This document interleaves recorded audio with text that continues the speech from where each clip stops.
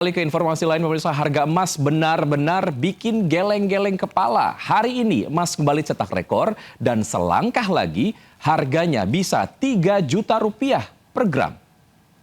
Harga emas antam hari ini dijual dengan harga Rp2.968.000 per gramnya.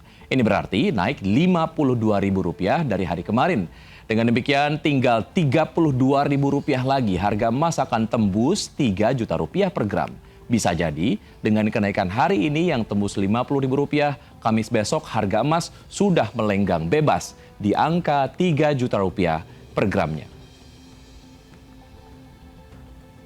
Pak Sutri membawa bayi berkendara sambil merokok, tak terima saat ditegur pengendara lain di Palmerah, Jakarta Barat.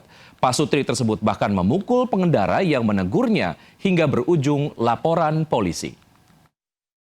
Motor nggak boleh merokok, bro. Belum kali motor. Kena, punya kena orang, baranya. Aksi pasangan suami istri satu ini sangat miris. Keduanya berkendara tanpa helm di kawasan Palmerah, Jakarta Barat sambil membawa bayi. Ironisnya lagi, suami istri yang berboncengan ini sama-sama merokok di tengah perjalanan. Abu rokok berhamburan dan mengenai bayi mereka. Saat ditegur pengendara lain, kedua Pak Sutri malah marah tidak terima. Pelaku turun dari motornya dan langsung memukul pengendara yang menegurnya. Pelaku pun mengamuk dan mengaku sebagai akamsi alias anak kampung sini.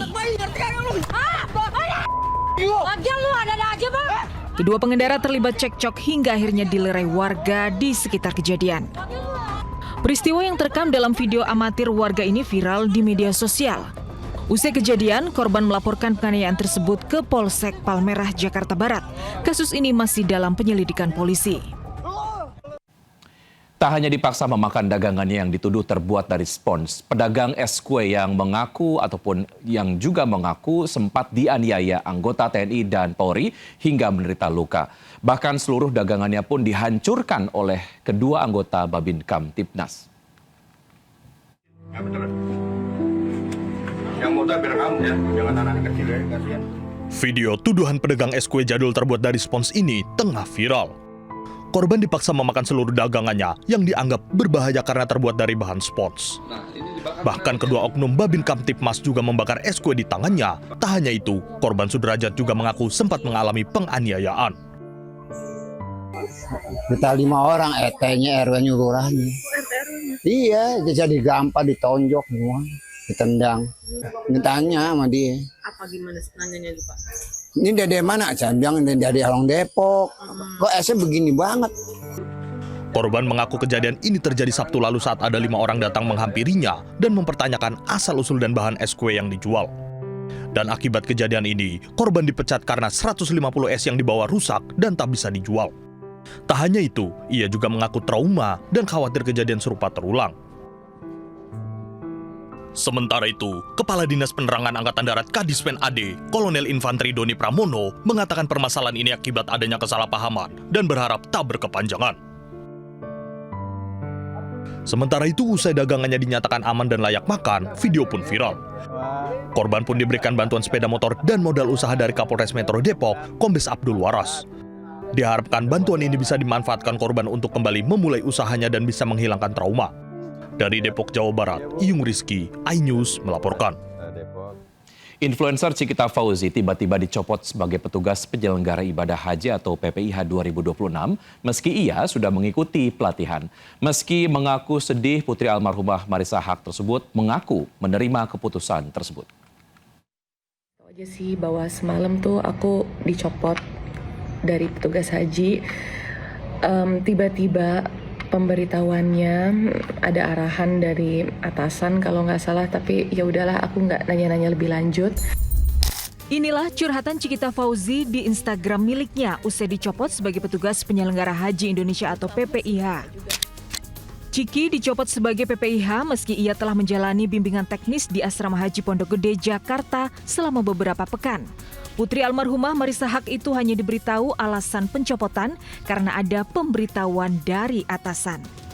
Meski mengaku sedih, influencer sekaligus aktivis kemanusiaan itu mengaku menerima keputusan tersebut dan tidak ingin menelusuri penyebab mengapa ia diberhentikan mendadak. Ia mengaku tetap bersyukur sempat mengikuti pelatihan dan bertemu dengan sesama petugas haji. Jujur sedih banget karena one of my biggest dream itu jadi petugas haji sambil melayani tamu-tamu Allah. Aku minta maaf untuk jemaah haji tahun ini karena niat langsung untuk membersamai penyelenggaraan haji tahun ini ternyata belum mendapatkan jalannya. Sebanyak 4.418 orang terpilih menjadi petugas penyelenggara ibadah haji 2026. Angka itu naik sekitar 2 kali lipat dari tahun lalu. Penyelenggaraan ibadah haji tahun ini untuk pertama kalinya dilaksanakan oleh Kementerian Haji.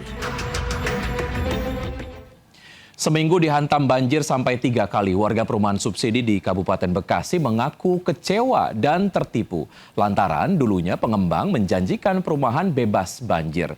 Tambah kecewa karena mereka harus menyicil KPR puluhan tahun. Sangat merasa takut dan juga cemas gitu adanya banjir susulan karena mengingat intensitas hujan juga masih cukup tinggi dan sepekan pasca banjir besar, ribuan warga perumahan Green Lavender Sukamakmur Kabupaten Bekasi masih was-was takut banjir sewaktu-waktu datang kembali. Meski sudah surut tapi kondisi jalanan belum normal dan kering. Jumat pekan lalu, banjir di perumahan subsidi ini sempat mencapai hampir 2 meter. Rumah nyaris tenggelam dan komplek perumahan berubah mirip danau. Warga pun mengaku kecewa lantaran di awal beli pengembang rumah subsidi ini mengklaim bebas banjir. Tapi nyatanya sejak musim hujan ini warga sudah merasakan 3 kali banjir. Warga tambah kecewa lantaran mereka masih harus menyicil rumah subsidi selama puluhan tahun.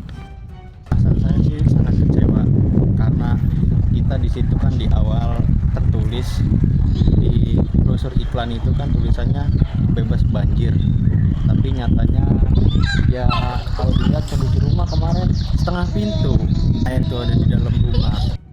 Kecewa dengan banjir yang datang bertubi-tubi, warga berharap pengembang perumahan tidak cuci tangan dan segera membenahi saluran air agar warga tidak kebanjiran. Pada seluruh pengembang yang tidak memiliki tanggung jawab terhadap proyek-proyek yang dibangunnya. Sebelumnya melalui Instagram, Gubernur Jawa Barat Deddy Mulyadi menyentil para pengembang yang tidak tanggung jawab atas proyeknya. Apalagi kerap ada embel-embel iklan bebas banjir. Dari Kabupaten Bekasi, Jawa Barat, Ahmad Johari Lutfi, iNews melaporkan. Bermaksud menjemur kasur di atap lantai 3 rumah tetangganya, seorang emak-emak di Tambora, Jakarta Barat terjatuh hingga terluka. Petugas pemadam kebakaran pun harus turun tangan untuk mengevakuasinya. Nih melaporkan di atas nih atap jatuh dari bawah, Komandan. Seorang emak-emak Mia Rahmawati 31 tahun terluka di bagian wajah dan merintih di lantai 2 rumah tetangganya yang sedang direnovasi di Jalan Kerendang, Tambora, Jakarta Barat. Sebelumnya korban terjatuh dari lantai 3 saat hendak menyemur kasur. Nah, saat melangkah kakinya malah menginjak asbes yang tak berpenopang hingga amblas. Korban yang terjebak dan terluka pun hanya bisa meminta pertolongan dari petugas damkar yang sudah dihubungi warga. Proses evakuasi berjalan dramatis. Korban harus ditandu untuk menghindari luka trauma akibat terjatuh. Selain itu, bangunan rumah yang terbuat dari kayu dan akses yang sangat sempit membuat sejumlah petugas harus hati-hati melakukan evakuasi. Setelah 1 jam berjalan, korban bisa diturunkan dan segera dibawa ke Rumah Sakit Sumber Waras Jakarta untuk mendapatkan perawatan medis. Dari Jakarta, Miftahul Ghani, iNews melaporkan.